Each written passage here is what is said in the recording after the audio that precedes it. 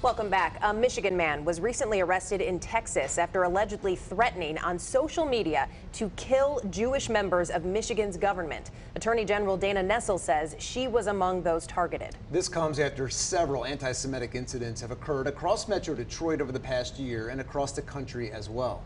According to the Anti-Defamation League, anti-Semitic attacks reached a record high in the U.S. in 2021. It was a 34% increase compared to 2020. Joining us now to discuss the rise in anti-Semitism, Rabbi Aaron Bergman from Adat Shalom in Farmington Hills, as well as Steve Ingber, the CEO of the Jewish Federation of Metropolitan Detroit. Thank you both for being here tonight. We appreciate it. Thank you for having us. And when we talk about this issue, in particular, what happened here involving Dana Nessel and others in the state, is this, in your opinion, more of a anti-Semitic issue or more of a mental health issue? That's an interesting question, because you could argue that all forms of hate are a form of mental illness, but they still have to be addressed, and they're still very scary. I mean, the issues in terms of anti-Semitism, talk about that it's increasing to some extent, but it's also just returning to historic norms. I mean, after the Holocaust, it sort of took a dip for a while in terms of the public expressions of anti-Semitism, but I think people are just becoming more comfortable with saying out loud what they've been thinking. So I think there are serious mental health issues, but I think it's almost minimizing the amount of hatred and what's going on. One of the last discussions I ever had with my father, who was a Holocaust survivor, and this was in 2017, right before he passed away, is we were talking about Nazis in America. He said, how is this possible? He said, I lived through the Nazis in Europe, I come to America, and my father was as patriotic as a god, served in the American military, and it broke his heart to see what was happening. So I'm not sure that treating people for mental health will stop. Mental health doesn't make you anti-Semitic. Yeah. And I think that we have to find better ways of dealing with mental health issues. But this is a long-term historical issue, and we're seeing people feeling very comfortable saying out loud what they had suppressed before. Yeah, it's terrifying to just think about the amount of fear people have to live in, knowing that this is a possibility. These numbers don't lie. Steve, I wanted to ask you, your organization has kind of taken some steps to increase security, or at least just the comfort and the thought of defending yourself. Why is that even necessary, or how does it make you feel that it is? Yeah, well, that's a perfect question. I mean, yes, we've spent millions of dollars and we've trained officers at all of our Jewish institutions around the area, but why do we have to do that? Yeah. You don't see that with most other, we're a small minority. We sort of tend to ourselves, go about our business, go about our days, law-abiding citizens. I don't know why there is this hatred and vitriol towards such a small part of our population that we actually need to now have our own security force to just be Jewish. Yeah. I mean, to me, that's a real problem, whether it's mental health or whether it's anti-Semitism or whatnot. The fact that you need to think twice when you're being Jewish should never be. And I implore everyone to call out hate when you see it so we don't get to this point. You should never be afraid to be you. Yeah. Why do you think it's at this point where we're seeing, it feels like an uptick? I think that's the million-dollar question. I think we sort of struggle with it. Like the rabbi said earlier, I think now it's okay to be hateful. It's okay to say anything, and we don't get enough people standing up when it's towards another ethnic minority or another group. We need to all stand together and call out hate. It doesn't matter who it's against. This time it's against Jews. You may be doing, hopefully I'm wrong, a program next week about hate against somebody else. And we all need to stand up for it and call it out, regardless of who it is or whether it's perpetrated against our people or somebody else we know.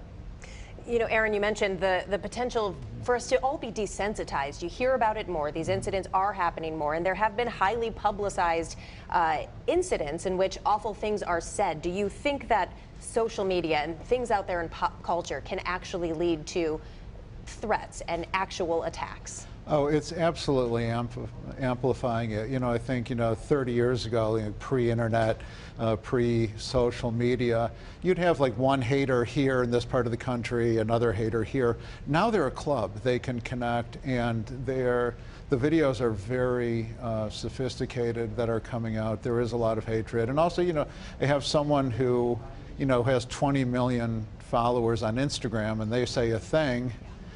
All of a sudden that transforms things, whereas You know, a few decades ago, that was considered to be the fringe. Now it's just part of the entertainment business, and people say, well, can you separate out the entertainer from the message? And I think that that's a very dangerous thing, because when you support the entertainer, you're supporting the message. Yeah. You know, and I think that the inability to stop people from spreading this kind of hate is really difficult. I don't want to get into censorship. I don't want to shut down social media platforms, but it is really scary when I try to doom scroll a little bit every day, just because, like, when I'm feeling like really good, I'm like, nah, let's get back to where I was, you know. And it's horrifying what I see, and most of it I know is like these are just people who are miserable in their own lives and they have nothing better, and they're just amplifying what they've heard. But you only need that one guy. Yeah. And that's the scary part. I believe that most of it is benign in the sense of they're not actually going to do something physical to us or cause a problem. But you really only need that one person. And that's what I think is so scary. I mean, for me as a child of a survivor, this is pushing all my buttons. You know, all the things I thought that we had gone through, all the things that we didn't have to deal with anymore, things that I thought were history. All of a sudden, you realize that history isn't linear, it's cyclical.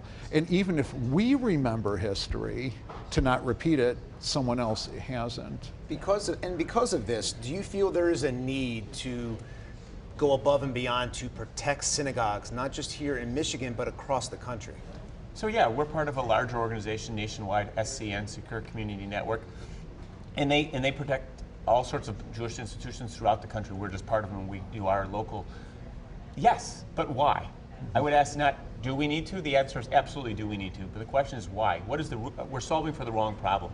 We can put officers and we can secure buildings, but until we can get rid of hate in society, we're solving the wrong problem. What would you say, I'd love to hear from both of you, what would you say to anyone who doesn't maybe know very many Jewish people? They're not in a community where they have friends, family members who they can turn to. When they're hearing this kind of chatter on social media, in pop culture, what would you say to them to remind them that it's not just benign, harmless speech on the internet? It can lead to something real. Yeah, I mean, I think about this a lot, and, you know, what can Jews do in terms of stopping anti-Semitism? But I think sometimes it's almost asking, like, asking a deer, can you prevent hunting? Like, Sure. It has to be on the larger society, I think, because what I found is that if you have people who believe in anti-Semitic conspiracies, Jews telling them not to believe in anti-Semitic conspiracies just becomes part of the conspiracy for them. People need their peers. We need allies. I mean, I think that that's been one of the more challenging things, is who are the allies who can help speak up for us. I mean, I think Federation does a phenomenal job with this. We're lucky in the Jewish community. We really try to help each other. We try to help everybody else too. Our institutions try to benefit the larger community, but I always feel like we're not alone in this. But I find almost having to convince people that Jews are human, I find that humiliating personally.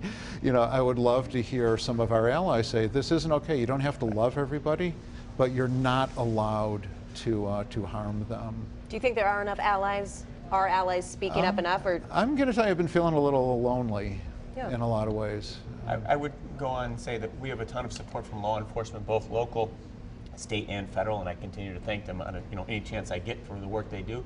But again, we go back to when you hear that bad joke or when you hear that snide comment, call it out and say, that's no longer okay.